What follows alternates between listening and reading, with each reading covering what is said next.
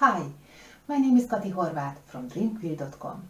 Today I would like to share with you another great advantage, a very good use of my draw, sew, trim technique. Today I'm going to draw, sew and trim a couple of wildflowers.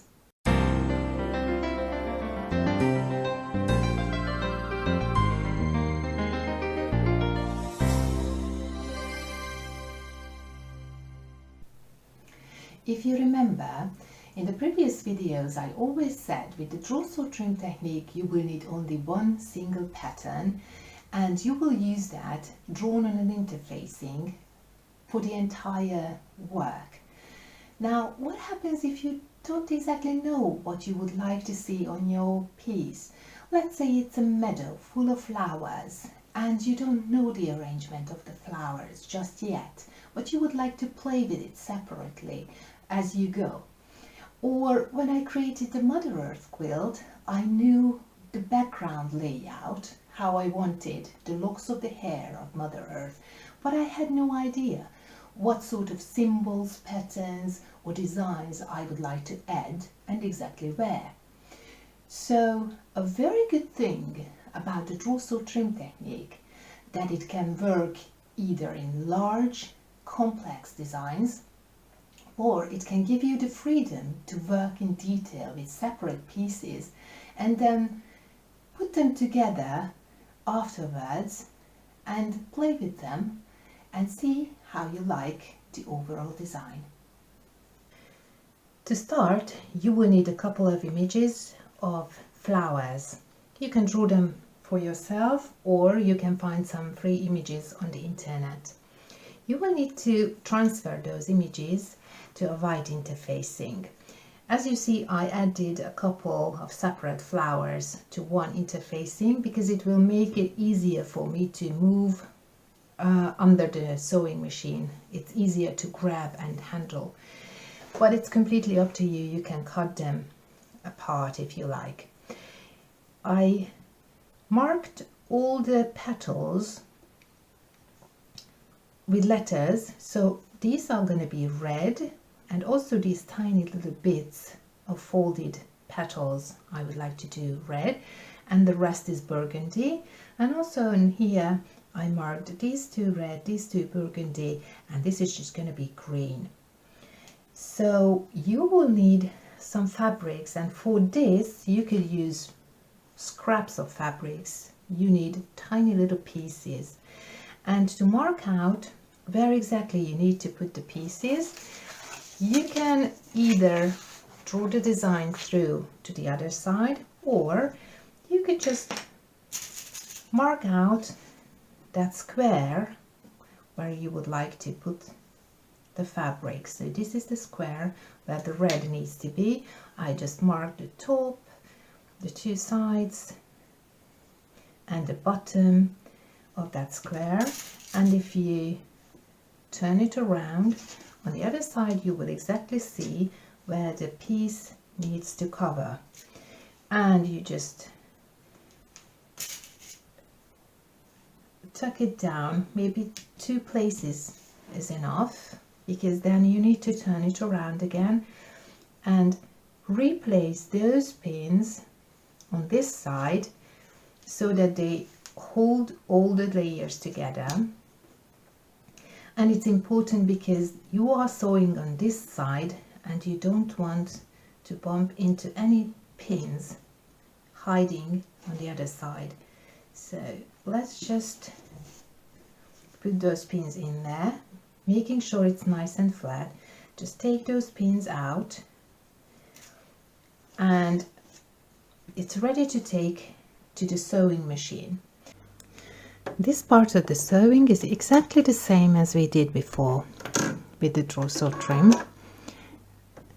All you need to do is just bring the bobbin thread up and trace all the patches that you would like to have as red.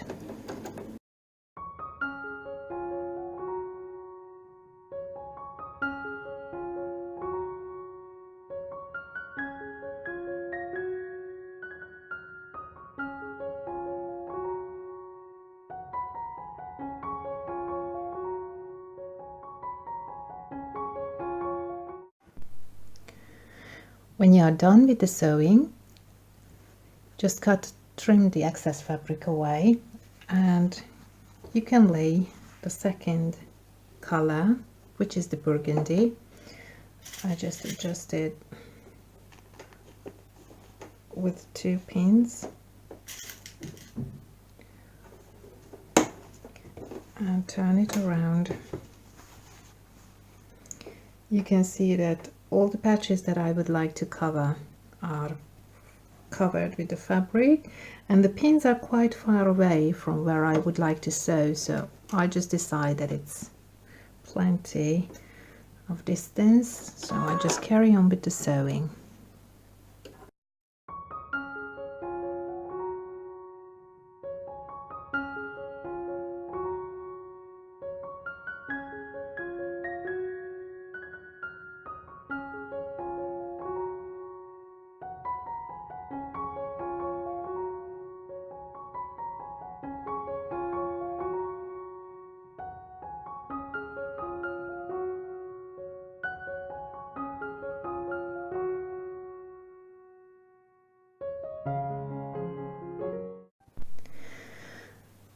Now you can finish all the applique pieces the same way, but for now I will carry on with this flower and show you how to finish it with decorative stitches. You can use pressing foot or applique foot, feed dogs up, and satin stitches or zigzag stitches. But now I will use a darning foot, free motion setting, feed dogs down, and I will do it with a satin stitch or a zigzag stitch, where I will need to control the stitch width and stitch length as well. So I will be able to free motion draw with the zigzag stitch. And just let me show you how it works. You can go perpendicular on the stitch line, or you can use whatever direction you would like to draw really with the thread and the needle.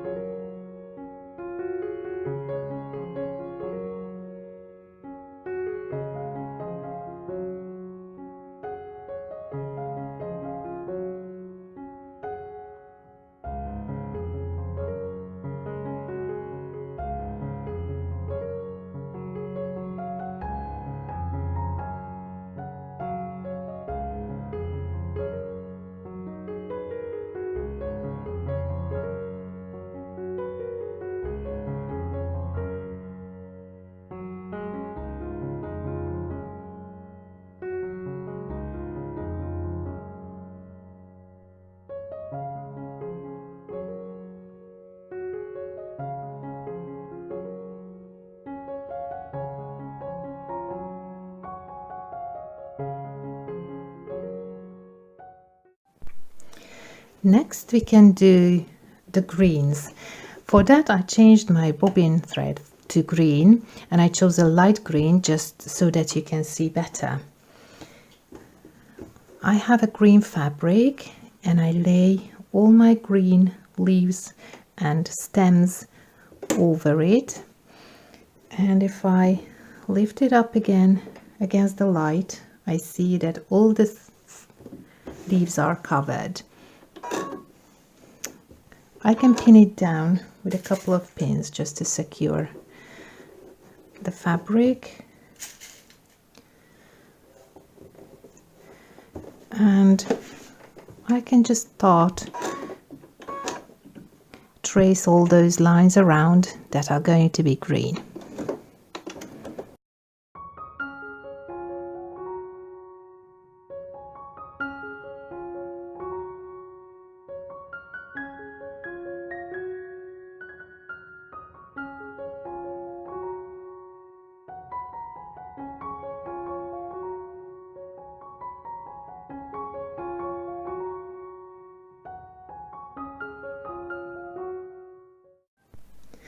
At this point, you don't need to worry about cutting it accurately, because we will cut the whole piece around and add it to a different background.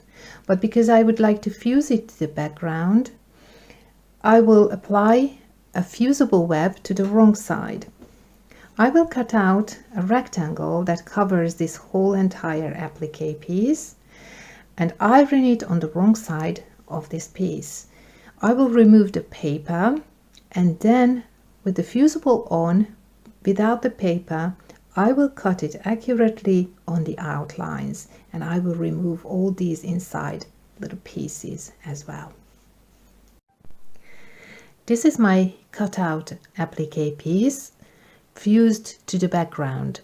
Now I will go back and do the satin stitches on the outlines, and also this gives you a nice opportunity to do a little more thread painting on your piece and make it a little more subtle, a little more detailed if you like.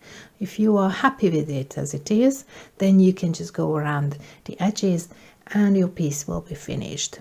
Now, as I look at it, I could have used a little more contrast between the two colors, so I could have used a little lighter and darker fabric for both of them, but that's all right, maybe next time.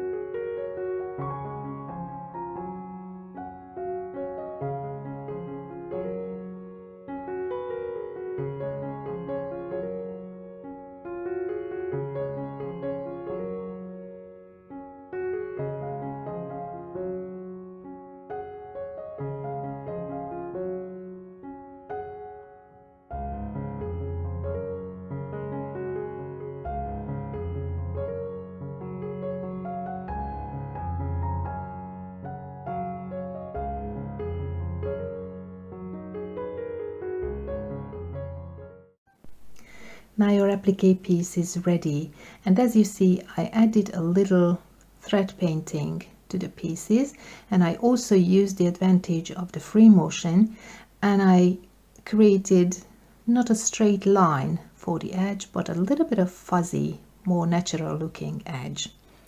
You can play with it as you like, and with a little bit of practice you can do wonderful pieces. This is just one of the many possibilities that you can use the draw, sew, trim technique for, and today I just wanted to show you how it helps you to create small, detailed, separate applique pieces to your larger quilts. I hope you found this video useful. Please give us a like if you did, and subscribe if you would like to get the further updates. Visit our website, find us on Facebook and Instagram. And until next time, thank you for watching. Happy quilting!